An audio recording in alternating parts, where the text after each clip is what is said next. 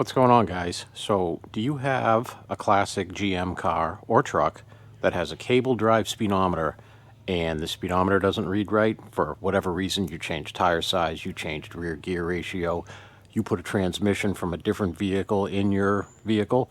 Well, today I'm going to show you what you need to do to get it to read right and show you the resources that you can use online to figure out what parts you need to get it to read right. So let's go do that.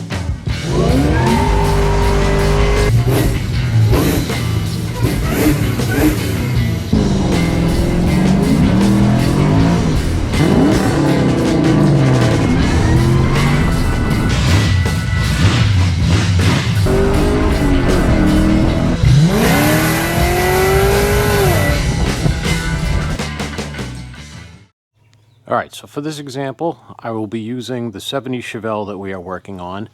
This has a big block in it and a TH400.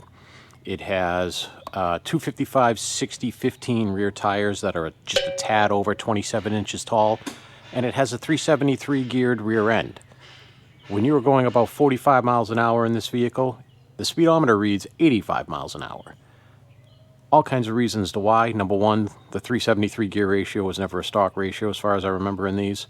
So that is different. The 27-inch tall tire is taller than normal. Biggest issue is we have incorrect gears on your driven and drive gears for your speedometer. You have two style gears. Let me show you what we got over here. So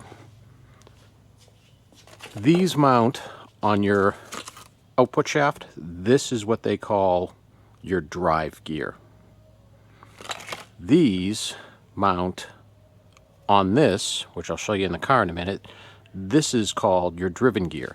Now you have these and tons of different tooth configurations, which you can look online on many sites. I'll show you those. And these, there's two styles of these. One is between, I think it's 32 to 39 tooth driven gears, which this is not. This is a 42, I believe I got. Then you have this housing right here that does, I think it says 40, what is that, 42? Oh, 40 to 43. And that housing is what actually mounts on the side of your transmission and your speedometer drive cable goes into. Now, the issue I have with this car is the drive gear that's in this car is a 19 tooth drive gear.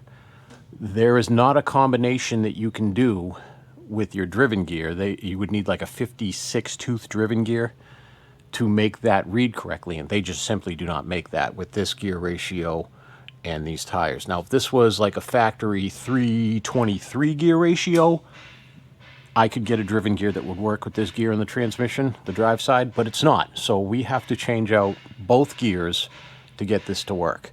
First, I'm going to show you a handy dandy website that you can use to figure out what you need, and then I will show you how we're going to install these parts. So I don't have screen capture on this computer, so we're just going to record me on the screen here. This is a website, tciauto.com, and they have a great speedometer gear calculator in here. They have them for many different transmissions. Before we get into this stuff, we're just going to go down and through here. So 204R, 350, 400, 700 R4, Torque Flight, and Ford. They will give you all the available gear combinations for your drive gears here and your driven gears here. So this is for the 200 R4. So that's 350, this is 400. So we have a 19 tooth drive gear in there, and I forget what we have for a driven gear. I believe it's, where is it? I think it's the white one, 36 tooth. Let me show you how we're going to figure this out now. So not only do they have the calculator in here to figure out what you need for those, they also have it for your tires too. So we have 255 60/15s, comes out to 27.05 inches. So right here, we're going to put 27.05 in there for our tire diameter. Now, I know this car has a 373 gear ratio, so we'll put 373 in there. Now, with this factory, or not factory, this transmission came from another car. I believe it came from a truck with tall tires. So number of drive teeth, we have 19. So when we hit calculate, it's going to give you the easily replaceable gear, what we will need with that. But because this combination is not plausible, it says gear not available. So to get down to this, I have to do a 15 tooth drive gear, calculate, so 41.6, and I have a 42 tooth gear over there. So this is really handy for that. Then you can go on whatever site you want to use, Summit, Jegs, Amazon, whatever, and get whatever combination of these two that you need. One other thing I forgot to mention. So this site also mentions down here in the notes, 2 aluminum housings are available for driven gears, 34 or more teeth. One fits gears from 34 to 39. The second fits gears from 40 to 45. So because I have a 42 tooth green driven gear, I need that one, and that's the one I got. I will put a link to that in the description. Website's awesome. It's great. So I am going to open up all our stuff here. What we have is our drive gear, our driven gear, the housing for that driven gear. If I was under a 40 tooth, I could just use the housing that's in the car right now. And then I just bought a kit. We're not going to put all this stuff in. I'll put the tail shaft seal in, but I mainly got this for the gasket. So now I'm going to show you how to replace all this stuff. All right, we're under the car. So you can do this job by undoing your transmission mount bolts, jacking the transmission up a little bit, pulling that off, because you need to take this tail shaft housing off. Obviously, your drive shaft also needs to come off. But so I can get this good on camera, I'm just going to pull my whole transmission crossmember either out or just pull it all the way back. So step 1, remove your drive shaft. Okay, drive shaft is out. I've got it back. This one is kind of wedged in here because of this aftermarket H-pipe. It's far enough back, it's out of the way. So as I said, you could do this by just taking out your transmission crossmember, or your transmission mount, sorry, on the crossmember, but I'm going to remove the crossmember to get everything out of the way so I can film. So if you were doing it, just take out these 4 bolts, jack up the transmission, get that out of there, because you just need access to get to these bolts here easily. Me, I'm going to remove this. Okay, so with all that out of the way, you can see we have 6 perimeter bolts for this. But before I take that off, I'm going to disconnect my speedometer drive.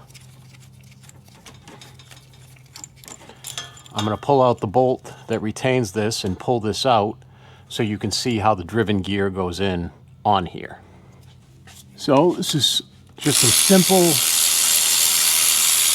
1 bolt. If I can get it back out of the socket with your retainer. And then sometimes these may be stuck in here because they are a pretty tight O-ring seal. This time it's not, but this is how it is. So that goes in there, and this end goes into your speedometer drive cable. And now we are good to remove these. I will show you in here, you can see the gear. So give me 1 second to go put this down and I'll show you that. So if you look in there, you can see that yellowish white nylon gear. That is your drive gear. So that is going to get replaced by this. And obviously this is going in the new housing to replace all this. And as you can see on this housing, it tells you 36 is that bottom number to 39. So this housing will fit a 36 to 39 tooth gear. All right, you will lose a little bit of fluid once you pop this off, so put a drain pan down there. And I'm just gonna break all these loose.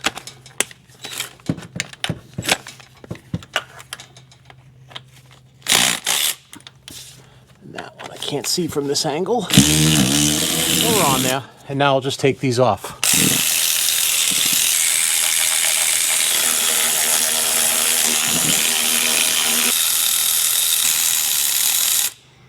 All right, go put these down on the bench.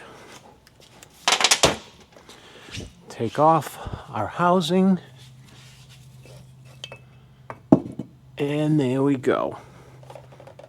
this gasket actually stayed in good shape on here. I'm still going to replace it anyways. All right, now you can see there's our drive gear. We've got our O-ring on here for the the yoke seal. So I'm going to remove that O-ring so we can slide this gear off of here. And there you go. There's a better view of it all.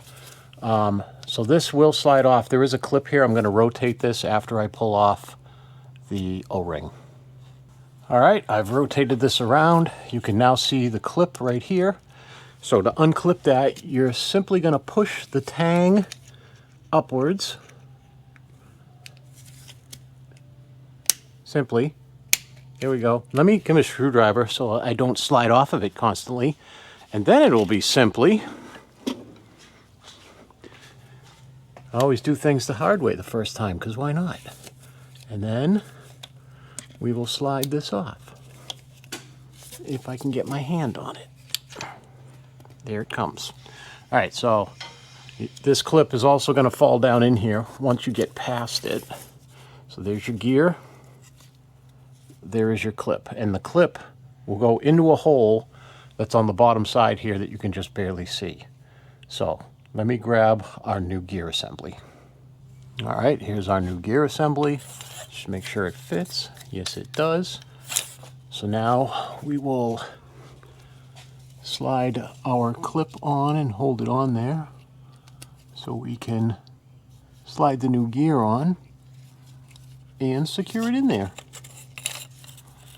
This is going to take me having to get in here and put my face up in there to see, so give me 1 second.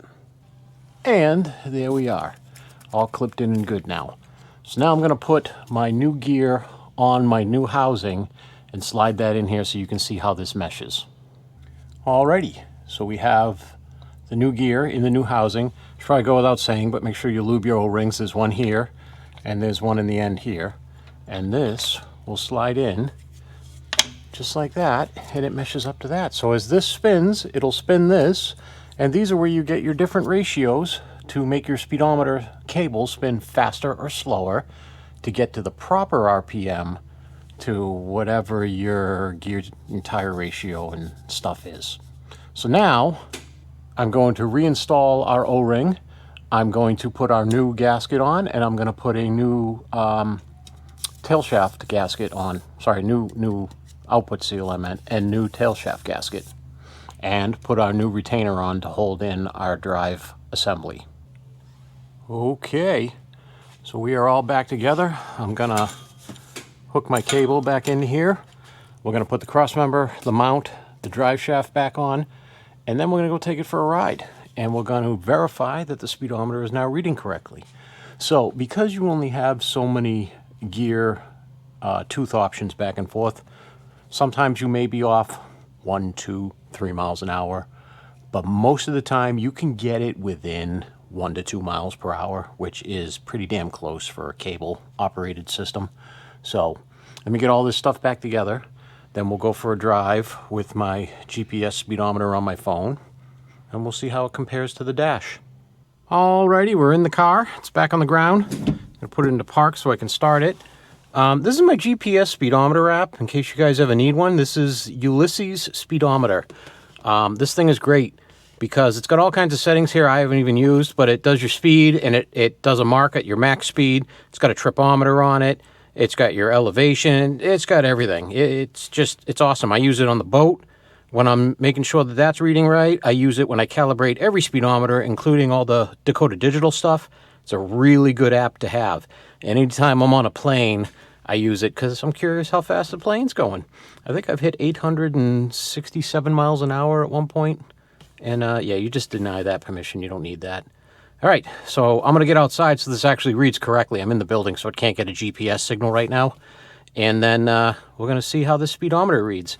And as you can see, literally the most difficult, or not even difficult, the most time-consuming part of this job is just getting on that calculator and plugging all your information in and figuring out which combination of gears you need.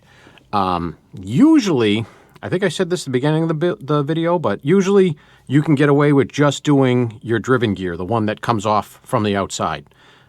As I said, this transmission, I believe, came out of a truck with bigger tires, taller tires, and lower gear, which is why it had such a big tooth drive gear on it. So we went from I believe it was a 19 or a 20 down to a 15 tooth drive gear in order to get our ratio where we need it to be. So let's go for a ride. Well, hopefully you can hear me right now, but 41 miles an hour, 41 miles an hour. So we are, let me get up a little faster here. We'll get to 40, 45, 46, 47, and we are right there. So that's 46, that's 46. So that's really all there is to it, to correcting your speedometer if it's off because of whatever reasons. So what's stopping you from doing it? All right, that's it for today.